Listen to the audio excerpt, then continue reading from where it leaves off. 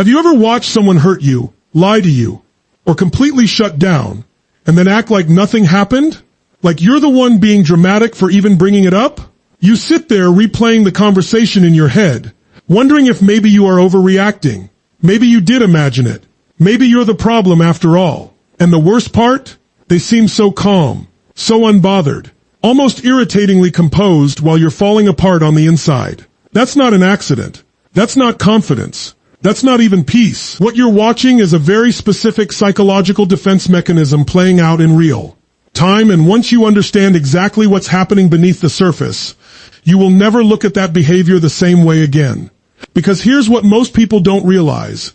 When an avoidant person knows they're guilty, they don't crumble. They don't come to you with apologies and tears and accountability. They do something far more calculated, far more confusing, and in many ways, far more damaging than the original offense. And by the end of this video, you're going to understand every single move, why they make it, what it means, and most importantly, what it says about you that you've been trying so hard to reach them. Let's start at the very beginning, because to understand what avoidants do when they know they're guilty, you have to first understand what guilt actually feels like inside the avoidant nervous system, and it is radically different from how you experience it. For most people, guilt is a signal. It's uncomfortable, yes, but it points you somewhere. It says, I did something wrong. I need to make this right. I need to reconnect with this person I've hurt. Guilt, for emotionally healthy people, is the bridge back to intimacy. It's the thing that drives repair. But for someone with an avoidant attachment style, guilt doesn't function that way. Guilt for them is not a bridge. It's a threat. It's a signal that they are about to be exposed, confronted, emotionally overwhelmed, and ultimately trapped in a conversation they have absolutely no tools to navigate. Their nervous system doesn't say fix this. Their nervous system says escape this.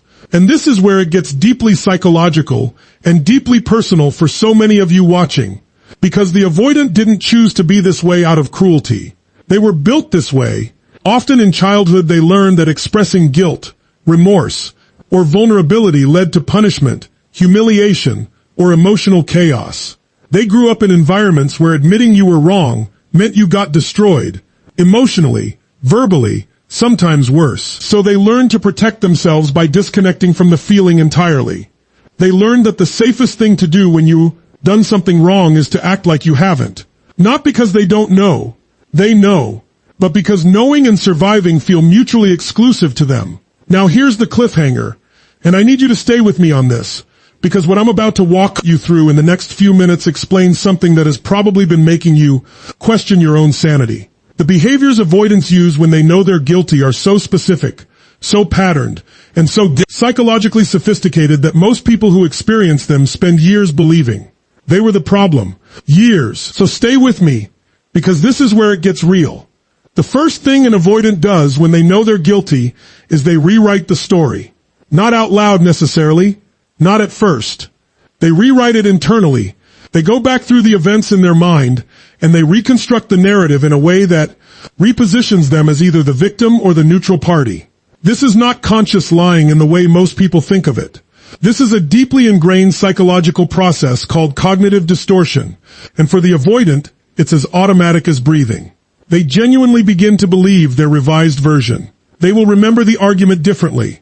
They will remember your tone as more aggressive than it was. They will remember their actions as more justified than they were. And when they present this version to you, they will present it with complete conviction, because to them, in that moment, it is true. This is why conversations with a guilty avoidant feel like you're going insane. You remember one thing. They remember something entirely different. You have receipts. You have timestamps. You have the memory etched into your nervous system.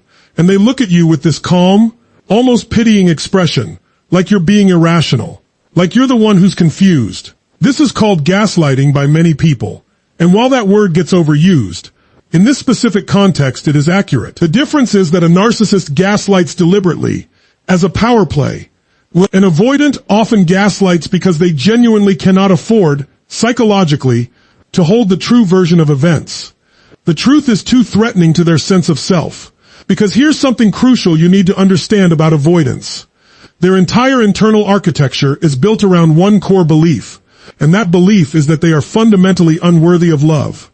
Deep down, beneath all the composure, beneath all the self-sufficiency, beneath all the walls, there is a terrified child who believes that if you really see them, truly see them, you will leave. So when they do something wrong, the guilt doesn't just feel like I made a mistake. It feels like I have just proven that I am unlovable. And that is an unbearable feeling. So the mind protects itself. The story gets rewritten. The guilt gets buried. And you get left holding the wreckage, wondering how they can be so detached from something that feels so enormous to you. The second behavior is what I call strategic withdrawal. And this one is absolutely maddening for the people who love them. When an avoidant knows they've done something wrong, they pull back. They create distance. They become suddenly very busy, very unavailable, very focused on work or hobbies or literally anything that isn't you. And your instinct, if you're an anxious or secure attachment type, is to move toward them, to reach out, to talk about it, to try to resolve it, which means the more guilty they feel, the more you pursue, and the more you pursue, the more they withdraw, and suddenly you're in this agonizing spiral where you're doing all the emotional labor and they seem to barely notice you exist. But here's what's actually happening beneath that withdrawal. They are not unbothered. They are overwhelmed. The distance isn't indifference. It's regulation. They are putting physical or emotional space between themselves and the guilt, because being near you means being confronted with what they did, what it means, and what it might cost them. Every text you send is a reminder. Every attempt to talk is an encroachment on the fortress they are desperately trying to rebuild. So they go quiet. They go cold. And you spiral into anxiety, into self-blame, into wondering what you did wrong, which, tragically, takes the pressure entirely off of them. There's something almost tragically brilliant about this dynamic when you look at it from the outside. Because by withdrawing, the avoidant doesn't just protect themselves from confrontation. They actually trigger your attachment system so intensely that within a short period of time, you stop talking about their guilt entirely and start focusing on just getting them back. You go from "you hurt me and I deserve an apology" to "please just talk to me again." And they know, not always consciously, but their nervous system has learned that if they wait long enough, the crisis will pass without them ever having to be accountable for a single thing. The third behavior is minimization, and this one is so specific, so consistent across avoidant people, that once you hear it, you're going to start recognizing it everywhere. When an avoidant is eventually forced into a conversation about what happened, they minimize. Not just the offense, they minimize your feelings about the offense. They say things like, "You're being too sensitive." They say, "I don't know why you're making such a big deal out of this." They say, "That was so long ago. Why are you still bringing it up?" They say, "I apologized, didn't I? What more do you want?" And they say all of this with a kind of bewildered frustration. Like you are the one who is being unreasonable. Like your pain is the problem rather than the thing that caused it. This is not just deflection. This is a survival strategy. Because if they can convince you, and themselves, that what happened wasn't really that bad, then the guilt is proportionally reduced. If you're overreacting, then they don't need to feel as bad. If your pain is excessive, then their responsibility is diminished. The minimization isn't designed to hurt you further, though it absolutely does. It's designed to make the emotional terrain manageable for someone who has almost no capacity for sitting with shame. And the shame piece is so important here. Guilt and shame are not the same thing. Guilt says I did something bad. Shame says I am bad. Guilt is workable. Guilt can lead to accountability and repair. Shame is paralyzing. Shame makes people defensive, aggressive, withdrawn, and dishonest. Because if you admit the thing you did, you are admitting the thing you are. For avoidants, who already carry a deep-seated belief in their own fundamental unworthiness, shame is existential. It doesn't feel like discomfort. It feels like annihilation. So they fight it with every tool available to them. Minimization, reframing, withdrawal, projection. Anything to keep that feeling at arm's length. The fourth behavior is projection. And this one is where things get particularly confusing and painful for the people involved. Projection is when someone takes their own uncomfortable feeling and assigns it to someone, and when a guilty avoidant projects, they flip the entire dynamic. Suddenly, Instead of you being the one who was hurt, you are the one who is attacking them. Suddenly, your attempt to have a conversation becomes you always make everything about you. Your expression of pain becomes you're being manipulative. Your need for accountability becomes you love playing the victim. This is disorienting on a level that's difficult to put into words, unless you've lived it. Because you come to the conversation hurting, vulnerable, trying to connect, and within minutes you find yourself defending your own character instead of addressing what happened. The subject has changed entirely. Now the conversation is about your flaws, your patterns, your toxicity, and they're on the offense, pressing forward with this energy that feels almost righteous, almost genuinely wounded. And you, because you're someone with empathy and self-reflection, start to wonder, am I doing that? Am I being manipulative? Have I been the problem this whole time? That self-doubt is not an accident. It is the most effective defense mechanism in the avoidant arsenal, not because they planned it strategically, but because it works. Every time you turn inward to examine yourself, they buy more time. Every time you apologize for the way you delivered your pain, they escape accountability for the thing that caused it. And here is where the psychological damage really accumulates, not just in this relationship, but across years, sometimes across decades. People who have loved avoidance for long periods of time often develop a kind of chronic self-doubt. They become so accustomed to having their reality questioned, their feelings minimized, and their needs reframed as attacks that they stop trusting themselves entirely. They don't know if they're being reasonable anymore. They don't know what's real. The fifth behavior is the breadcrumb apology. And I want to spend some real time here, because this one gives people hope in the cruelest possible way. At some point, usually when they sense that you're truly about to leave, or when the guilt has built to a level even they can't entirely suppress, the avoidant will offer something that looks like an apology. It might be a text message that says, "I'm sorry things got complicated." It might be a quiet moment where they say, "I know I haven't been easy." It might even be a bigger gesture, a gift, a favor, a sudden surge of affection. And your heart, which has been starving for acknowledgement, leaps at this, because you've been waiting for it. You've needed it. And it feels like finally, they're seeing you. But watch carefully. The breadcrumb apology almost never contains specific acknowledgement. It doesn't say, "I lied to you about this specific thing, and I understand why that hurt you." It doesn't say, "I withdrew when you needed me most, and I see how that made you feel abandoned." It says something vague, something that could apply to anything, something that lets them feel they've addressed it without actually touching it. "I'm sorry if you felt hurt." Not "I'm sorry I hurt you." That one-word difference, if, carries a universe of non-accountability inside it. It places the hurt in your perception rather than their actions.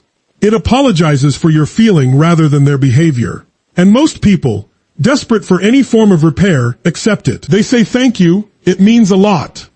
They feel the warmth of that moment. And the avoidant, consciously or not, files it under resolved and moves forward as though the thing that caused the pain never happened. This cycle, hurt, withdrawal, minimization, breadcrumb apology, brief warmth, then back to the original dynamic, can go on for years, decades. Because at every point where it should naturally break down, the emotional payoff of the brief warmth is just enough to reset the clock.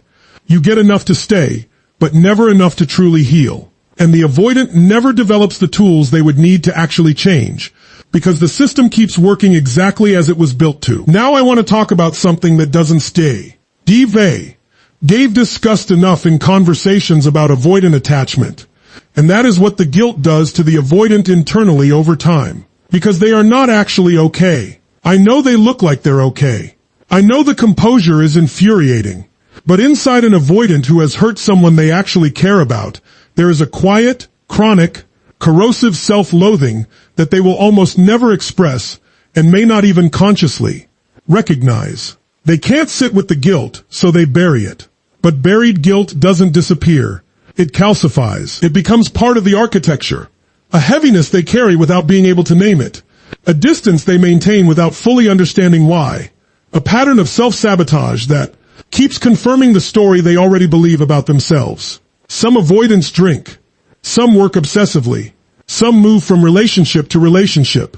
Not because they're heartless, but because staying long enough to be truly known feels more threatening than the loneliness of starting over. The guilt accumulates, unprocessed, underneath all that controlled exterior, and it slowly destroys their capacity for real intimacy. Because real intimacy requires being seen. And being seen means the guilt might surface. And if the guilt surfaces, the shame is right behind it. And that is the one thing they have organized their entire life around, never feeling. So in a real and tragic sense, the avoidant's inability to face their guilt doesn't just hurt you. It slowly hollows out their own capacity to live fully. They become increasingly defended, increasingly isolated in a kind of psychological solitary confinement they've built themselves.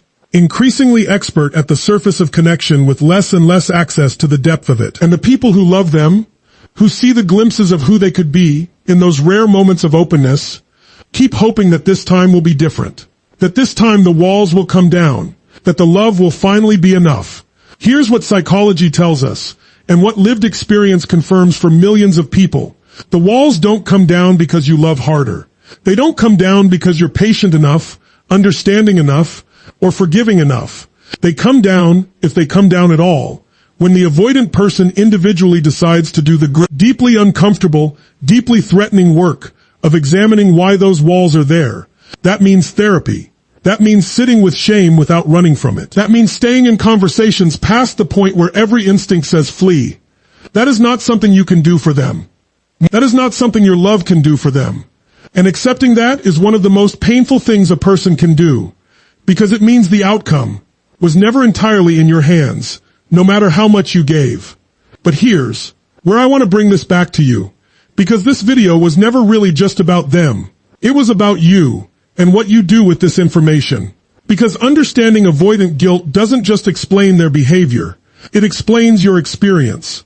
It explains why you felt crazy, why you kept apologizing for being in pain, why you worked so hard to have conversations that went nowhere, why you dimmed your own needs to make space for someone who could never quite fill the space you were trying to create together. You were not wrong for wanting accountability.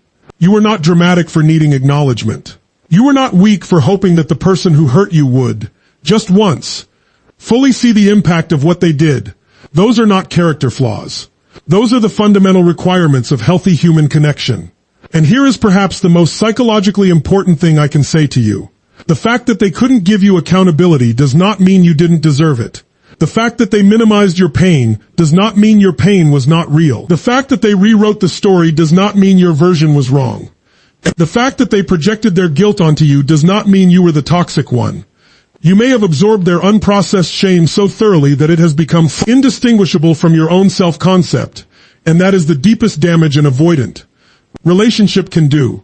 Not just the broken trust, not just the confusion, but the way it can quietly convince you that your needs are too much, your feelings are too intense, and your desire for real connection is somehow a flaw. It isn't. It never was. It is the most human thing about you. There's one more behavior I want to cover before we close, and it might be the most subtle and the most significant. It's what happens after the relationship, after the cycle, after whatever resolution or dissolution eventually occurs. Many avoidants, when they're alone, when the distance has finally quieted the guilt enough that they can look at it sideways, will reach back. They'll send a message out of nowhere. They'll like a photo after months of silence. They'll show up, carefully, at the edges of your life. Not enough to commit to anything, but enough to know the door is still there. And it feels like something. It feels like it means something. Like maybe they've changed. Maybe they've grown. Maybe this time will be different. Sometimes it is. Sometimes real growth happens in solitude. Sometimes the distance that felt like abandonment was actually the avoidant doing the only. The kind of processing they know how to do, slowly, privately, away from the pressure of the relationship itself. And sometimes, genuinely, people do the work and come back different. You don't have to dismiss that possibility, but you do need to evaluate it clearly, with your eyes open, based on behavior rather than hope. Because hope without discernment is how you end up in the same cycle 3 years later, having the same conversation in a different apartment, still waiting for the apology that almost reaches you and then dissolves before it fully lands. What you deserve, what you have always deserved, is someone who can stay in the discomfort of having hurt you long enough to actually repair it. Someone who can say I was wrong, Specifically, and here is what I'm going to do differently. Someone whose guilt moves them toward you rather than away from you. Someone who doesn't you to minimize your pain so that they can survive the knowledge that they caused it. That is not an impossible standard. That is the bare minimum of accountable love. And knowing that, truly knowing it, not just intellectually but in your bones, is the beginning of something. It's the beginning of no longer accepting partial presence as enough. No longer mistaking withdrawal for mystery. No longer confusing emotional unavailability with depth. No longer making yourself smaller to fit inside the space someone's avoidance has allowed for you. Understanding avoidant guilt doesn't mean you become cold or cynical about the people who carry it. Many of them are genuinely trying, in the only ways they currently know how. Many of them do love you, in the fragmented, defended, limited way that their psychology currently allows. Holding compassion for that truth is not weakness, it's maturity. But compassion for them and clarity about what you need are not mutually exclusive. You can understand why someone can't give you what you need and still decide that you need it anyway. You can have empathy for someone's wounds and still refuse to make your home inside them. So here's what I want to leave you with, and I want you to sit with this genuinely, not as a concept but as a question about your actual life. Think about the person this video brought to mind. Because someone came to mind, I promise you that. Think about the moments where you felt crazy, where you apologized for having feelings, where you chased someone's withdrawal and forgot that you were the one who'd been hurt. And ask yourself honestly, not as a condemnation of them, and not as a condemnation of yourself. Ask yourself, how much of who you have become in that relationship, or since that relationship, was shaped by absorbing guilt that was never yours to carry? Because that question has an answer.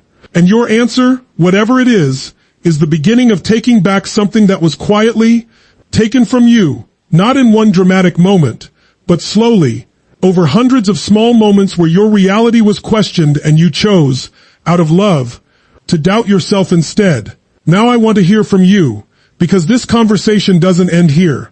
Think about the avoidant in your life, past or present, and tell me, which of these behaviors hit the hardest? Was it the rewriting of the story, the strategic withdrawal, the minimization, the projection, or the breadcrumb apology that kept you holding on? Or was it something else entirely, something I didn't name here, something specific to your experience that you've never quite been able to explain to anyone? Leave it in the comments, because sometimes the most healing thing isn't just understanding what happened. It's finally saying it out loud and having someone say, yes, I know exactly what you mean.